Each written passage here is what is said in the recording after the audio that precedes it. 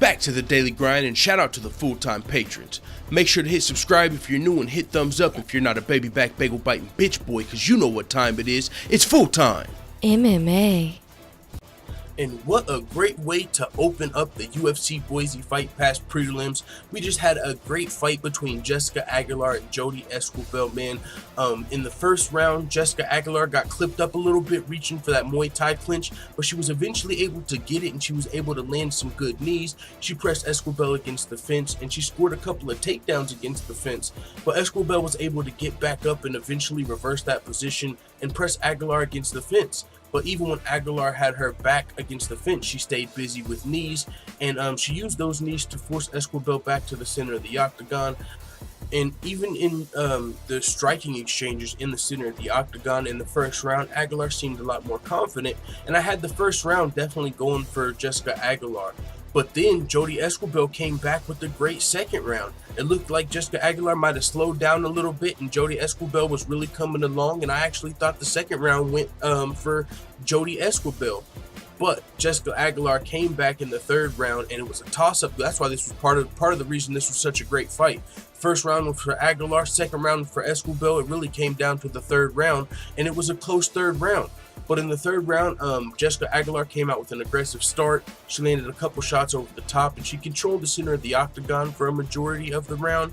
So by the end of the round, I actually had the round for Jessica Aguilar.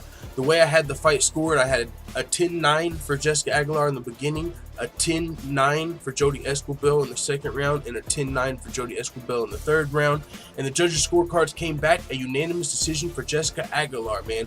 And this was not a much needed, but this was a much deserved win for Jessica Aguilar in the UFC. I mean, she's one of the most experienced WMMA fighters out there, one of the most respected.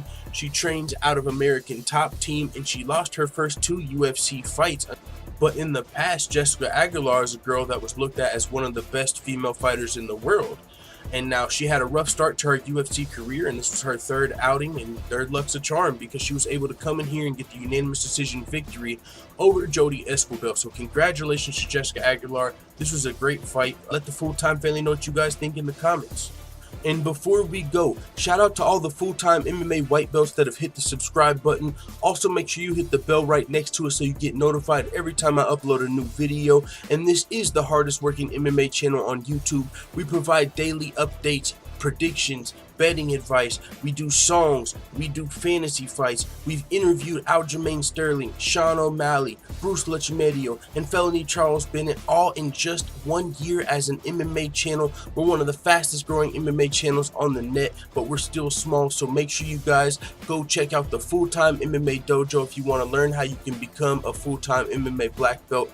And while you're there, you can see where this MMA channel started from, some of the goals we have for the channel, and even more cool videos just like this one if you enjoyed it. So thanks again to all the full-time MMA white belts that have hit the subscribe button. And also, if you're just lurking and this is your first time seeing a video, appreciate that as well. I'm out.